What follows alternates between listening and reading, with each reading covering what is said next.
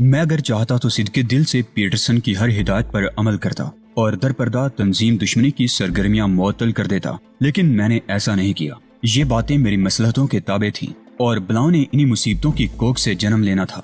یہ سب کچھ میں کسی عظیم مقصد کے لیے کر رہا تھا۔ میں باتھ روم سے نکلا اور کمرے میں آ گیا۔ اس وقت میرا کوئی لاہے عمل نہیں تھا۔ اگر میں یہاں سے بھاگ نکلتا تو بہت سے کام ادھورے رہ جاتے، لیکن یہاں رہنے سے یہ بھی ممکن تھا کہ اگر میں یہاں سے بھاگ نکلتا تو بہت سے کام ادھورے رہ جاتے، لیکن یہیں جم رہنے سے یہ بھی ممکن تھا کہ خود میری زندگی ادھوری رہ جاتی۔ پیٹرسن میرا خیر خواہ ضرور تھا، لیکن نئے امکانات کی روشنی میں اس پر بہت سی پابندیاں لگ گئی تھیں۔ ہو سکتا ہے میری غیر موجودگی کا انکشاف پیٹرسن کی بجائے کسی اور نے کیا ہو، اور وہ کوئی با اختیار شخصیت ہو۔ مجھے اپنا دم گھٹتا ہوا محسوس ہوا اور میں نے آہٹ پا کر سر گھمایا۔ ایک اجنبی شخصیت دروازے میں کھڑی تھی۔ یہ ایک ادھیڑ عمر شخص تھا، چہرے سے جا بجا جریاں پڑی ہوئی تھی، لیکن وہ فوجیوں کی طرح اکڑ کر کھڑا تھا۔ چھوٹی چھوٹی تیز تیز آنکھیں اس کی خبیث فطرت کی چغلی کھا رہی تھی۔ اس شخص کے لیے اچانک میرے دل میں نفرت کے شدید جذبات امڑ آئے۔ آپ کو پیٹرسن بلا رہے ہیں۔ اس نے لب کشائی کی اور مجھے یوں لگا جیسے کسی سانپ نے پھونکار ماری ہو۔ اس کی زبان نے اس کے دہانے میں بالکل سانپ کی زبان کی طرح حرکت کی تھی۔ اس کی آنکھیں تو بالکل سانپ سے مشابہ تھیں۔ میں اس بات کا اندازہ کرتے ہوئے کہ اس سانپ میں کتنا اور کس نوعیت کا زہر ہوگا، چاپ اس شخص کے عقب میں چلتا ہوا پیٹرسن کے کمرے میں داخل ہو گیا۔ میرے پاس اس وقت اپنی صفائی کے لیے کچھ بھی نہ تھا۔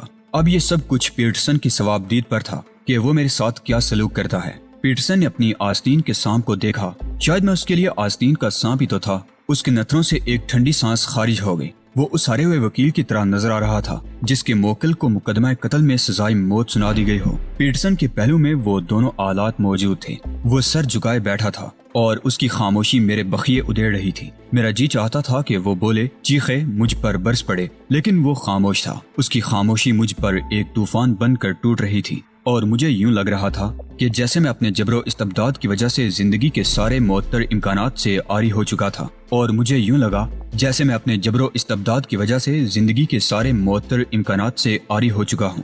ان سے ملو، یہ مسٹر اینڈریو ہیں۔ پیٹرسن نے اٹھ کر خاموشی سے طلسم کو توڑا اور ایک طویل سانس لے کر دونوں ہاتھ اپنی پتلون کی جیب میں ڈالتے ہوئے صوفے کی پشت سے ٹیک لگا دی۔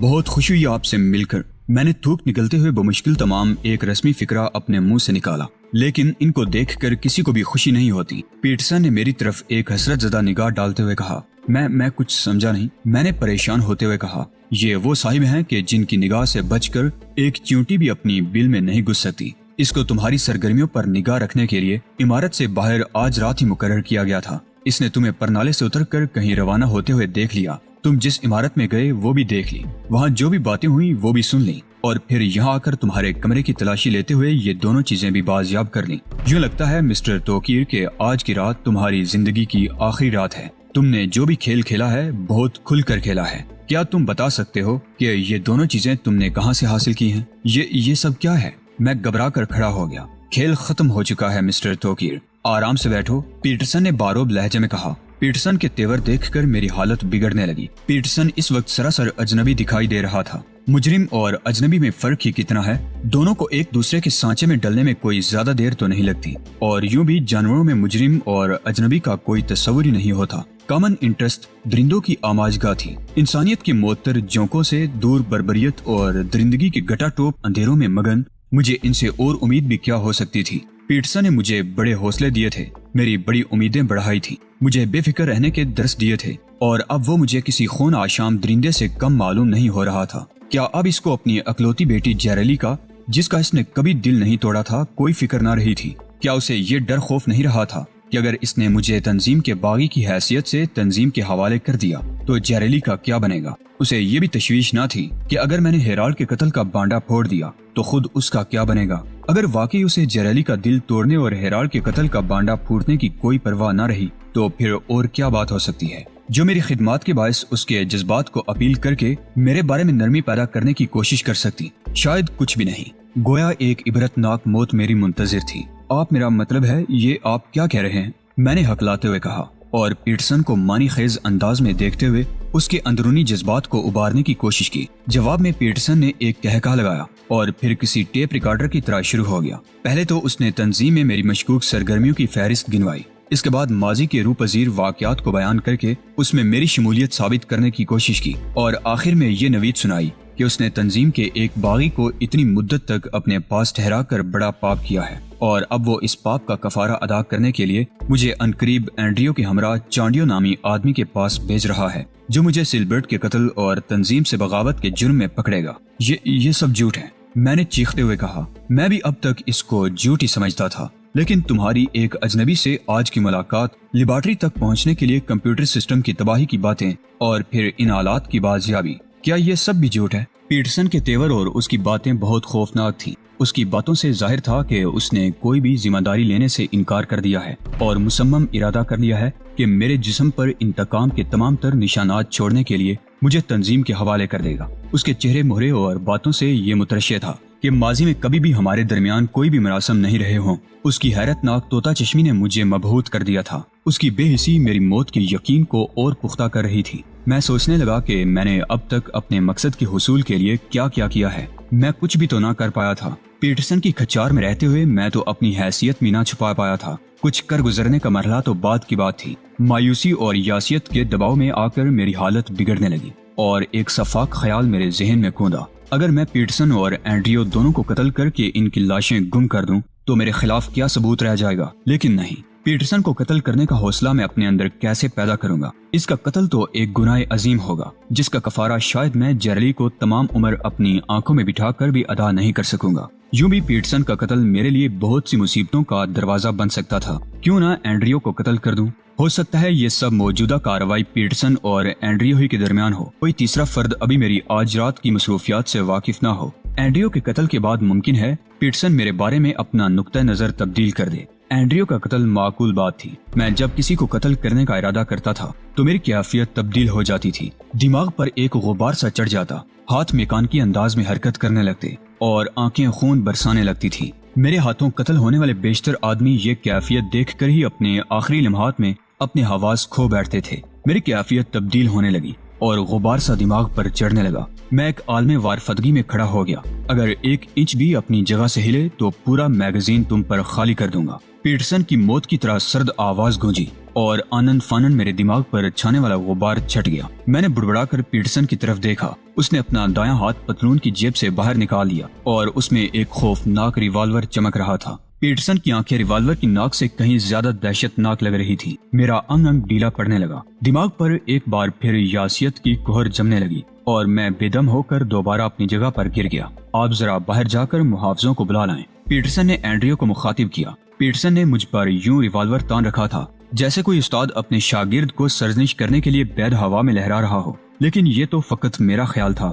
حقیقت کیا تھی اس کا مجھے علم نہ تھا۔ پیٹرسن نے یکدم گرگٹ کی طرح رنگ تبدیل کر لیا تھا۔ بہرحال اب کیا ہو سکتا ہے؟ اینڈریو کو باہر بھیج کر پیٹرسن مجھے کچھ ہدایات دینا چاہتا ہو، یا اس میں کوئی اور حکمت عملی ہو جو میرے لیے موجودہ صورتحال سے گلو خلاصی کا باعث بن سکے۔ ممکن ہے پیٹرسن نے یہ رویہ فقط اینڈریو کو دکھانے کے لیے اختیار کیا ہو۔ اینڈریو کے کمرے سے نکلنے کے بعد بھی پیٹرسن کی کیفیت میں کوئی تبدیلی واقع نہ ہوئی۔ وہ بدستور خون آشام نگاہوں سے مجھے دیکھتا رہا۔ یہ سب کیا ہو رہا ہے؟ میں نے اپنائیت سے پیٹرسن کو مخاطب کیا۔ میں اب تک دل خوش کن سرابوں میں بھٹکتا رہا تھا۔ میں یہ سمجھتا تھا کہ تم ایک بے ضرر شخص ہو اور جیریلی تمہارے ساتھ سکون سے رہ سکتی ہے، لیکن جیریلی کا تمہارے ساتھ رہنا تو درکنار، تمہارا اس دنیا میں زندہ رہنا بھی اب محال ہے، پیٹرسن نے انتہائی خوفناک لہجے میں کہا۔ اور پہلی بار مجھے پیٹرسن کے رویے نے کچھ سوچنے پر مجبور کر دیا۔ کچھ سمجھ نہیں آ رہا تھا کہ اچانک یہ پیٹرسن کو کیا ہو گیا ہے۔ اس نے بہت نازک لمحات میں میری پشت پناہی کی تھی۔ موجودہ صورتحال سے بھی اگر پیٹرسن چاہتا تو نبرد آزما ہو سکتا تھا، لیکن اب کی بار پیٹرسن میں بالکل کوئی لچک نہ تھی۔ یوں لگتا تھا جیسے پیٹرسن کے اندر کوئی اور بول رہا ہو، یا پھر کوئی اندیکھی شے پیٹرسن کا گلا دبائے بیٹھی ہو اور پیٹرسن یہ سب کچھ کرنے پر مجبور ہو۔ میں نے اس کے بعد پیٹرسن سے کچھ نہ کہا، لیکن مجھے اپنی زندگی بھی عزیز تھی۔ میرے جکڑے جانے کے بعد یہ ممکن نہ ہوتا کہ میں اپنی بقا کے لیے کوئی ہاتھ پاؤں مار سکتا۔ مجھے جو کرنا تھا اسی وقت کر گزرنا تھا۔ میں نے اینڈریو کی آمد سے پیشتر ریوالور سے بڑھ جانے کا ارادہ کیا، لیکن پیٹرسن بڑا کائیں شخص ثابت ہوا۔ اپنے ہاتھ اوپر اٹھا کر مجھ سے 3-4 فٹ مزید دور ہو جاؤ اور اپنا منہ دیوار کی طرف کر لو۔ پیٹرسن کے منہ سے موت کی طرح سرد آواز نکلی۔ میری پسو پیش پر پیٹرسن نے ریوالور کی جنبش دی اور میں پیٹرسن کو مظلومانہ نگاہوں سے دیکھتا ہوا پیچھے ہٹ گیا۔ منہ دیوار کی طرف کرنے سے پیشتر میں نے پیٹرسن کی نگاہوں میں درد و کرب کی گہری پرچھائیاں دیکھی تو میں اندر سے ہل کر رہ گیا۔ آخر یہ سب کیا تھا؟ یقیناً پیٹرسن عالم مجبوری میں یہ سب کچھ کر رہا تھا۔ لیکن میرے اور اس کے علاوہ اور تو کوئی بھی یہاں موجود نہیں تھا۔ اینڈریو کی آمد پر مجھے محافظوں کے سپرد کر دیا گیا۔ اینڈریو نے پیٹرسن کا شکریہ ادا کیا اور میں محافظوں کے نرغے میں باہر اینڈریو کے رحم و کرم پر عمارت سے باہر لایا گیا۔ عمارت کے باہر ایک بند ویگن کھڑی تھی۔ مجھے 4 مسلح محافظوں کے ہمراہ ویگن میں ڈال دیا گیا۔ ویگن چاروں طرف سے بند تھی۔ تھوڑی سی دیر بعد ویگن سٹارٹ ہوئی اور نامعلوم منزل کی طرف روانہ ہو گئی۔ میں اس وقت ویگن میں انتہائی قسم پرسی کے عالم میں بیٹھا تھا۔ جریکو سے آج رات کی ملاقات مجھے بہت مہنگی پڑی تھی۔ مجھے اپنے مستقبل سے سخت مایوسی ہو رہی تھی۔ پیٹرسن کا یہ رویہ میری بربادی کی علامت بن گیا تھا۔ ویگن سڑکوں کے موڑ مڑتی ہوئی جا رہی تھی۔ کچھ دیر تک میں محض اندازے کی بنا پر کار کی سمت معلوم کرنے کے لیے مزید ذہن کو مرکوز نہ کر سکا اور خود کو حالات کے دائرے پر چھوڑ دیا۔ روانگی کے تقریباً 20 منٹ بعد ویگن رک گئی۔ اگلی نشست کا دروازہ کھلنے کی آواز آئی اور پھر خاموشی چھا گئی۔ اینڈریو اس وقت ڈرائیور کے ساتھ ہی اگلی نشست پر بیٹھا تھا، لیکن دروازہ کھلنے کی آواز ڈرائیور کی جانب سے تھی۔ محافظوں نے ایک دوسرے کی جانب دیکھا، لیکن کوئی گفتگو نہ ہوئی۔ اینڈریو نے ہماری طرف کے ویگن کے دروازے کو لاک کر دیا تھا۔ ویگن کو رکے ہوئے 5 منٹ ہو گئے تھے۔ کوئی آہٹ بھی نہ ابری تھی۔ تھوڑی دیر بعد دروازے کا لاک کھلنے کی آواز آئی اور کسی نے محافظوں کو باہر آنے کو کہا۔ دروازہ کھلنے پر میں نے دیکھا کہ ویگن اس وقت کسی اندھیری جگہ پر کھڑی ہے۔ صبح کا اجالا اگرچہ پھیل گیا تھا، تاہم کسی کو شناخت کرنا مشکل تھا۔ سب سے پہلے مجھے باہر نکالا گیا۔ میں نے باہر آ کر دیکھا، میں اس وقت 7-8 مسلح آدمیوں کے نرغے میں تھا اور ویگن کسی سنسان جگہ پر کھڑی تھی۔ جو محافظ باہر نکلتا تھا اسے غیر مسلح کر دیا جاتا تھا۔ انہوں نے 4 محافظوں کو غیر مسلح کرنے کے بعد انہیں قطار میں کھڑا کر دیا اور پھر ایک مسلح شخص نے بے آواز 3 گن سے ان 4 کو گولیوں سے بھون دیا۔ میرا دماغ چکرا کر رہ گیا۔ مجھے یوں لگا جیسے میں کوئی خواب دیکھ رہا ہوں۔ حالات نے ایک نئی کروٹ لے لی تھی۔ میرے صیاد اپنی جان سے ہاتھ دھو بیٹھے تھے اور چند لمحے بعد شاید مجھے آزادی ملنے والی تھی۔ وہ نہ جانے کون تھے، ان کو کس نے بھیجا تھا، کچھ معلوم نہیں تھا، مگر وہ جس طرح سے آئے تھے میرے محسن تھے۔ میں اس وقت اپنے اجنبی محسنوں کے نرغے میں تھا۔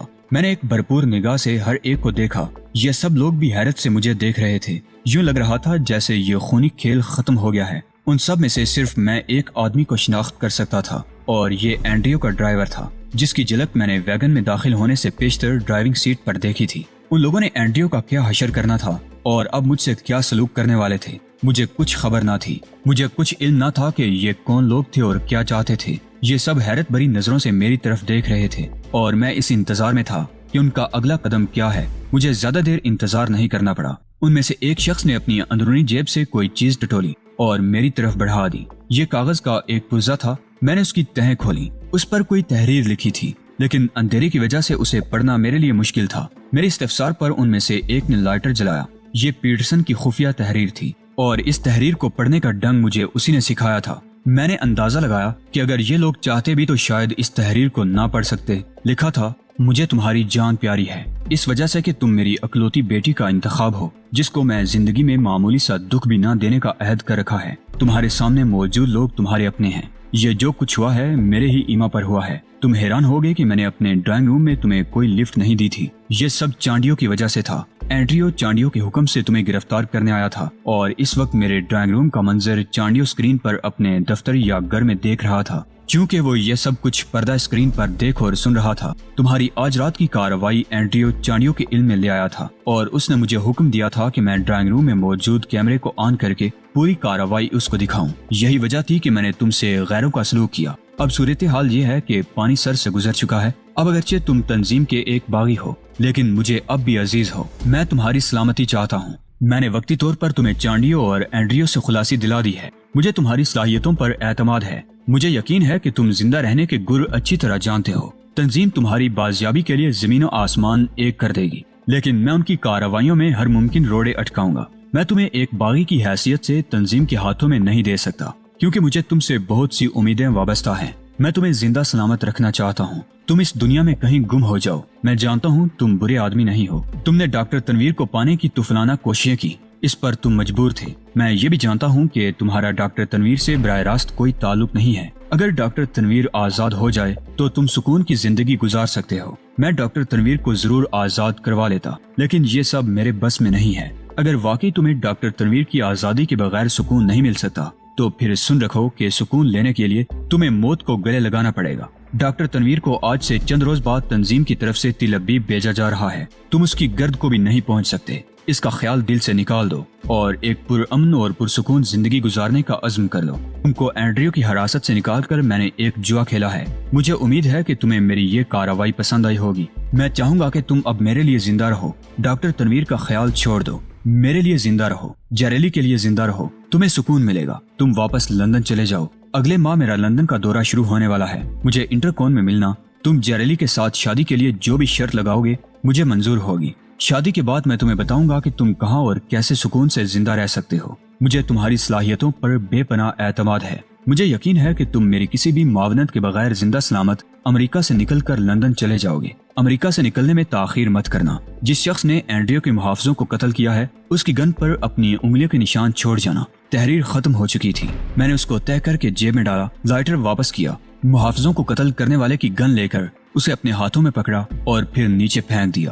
محافظوں کی لاشوں اور پیٹرسن کے بھیجے ہوئے اپنے محافظوں پر الوداعی نگاہ ڈالی اور ایک طرف چل دیا۔ مجھے یقین تھا پیٹرسن کے بھیجے ہوئے آدمی ویگن کے تعاقب کے تمام تر امکانات ختم کر چکے ہوں گے اور اس وقت کامن انٹرسٹ کا کوئی آدمی میرے عقب میں نہ ہوگا۔ تاہم اینڈریو کی تاخیر چانڈیو کی پریشانی کا موجب بن سکتی تھی، اور اس سے قبل کہ وہ اینڈریو اور ویگن کی بازیابی کے لیے حرکت میں آتا مجھے زمین دوز ہو جانا چاہیے تھا۔ اب ایک دردناک موت میرے تعاقب میں تھی اور اس موت سے مجھے ہر حال میں بچنا تھا۔ مجھے اپنے انجام کی فکر تھی لیکن میری کوئی منزل نہ تھی۔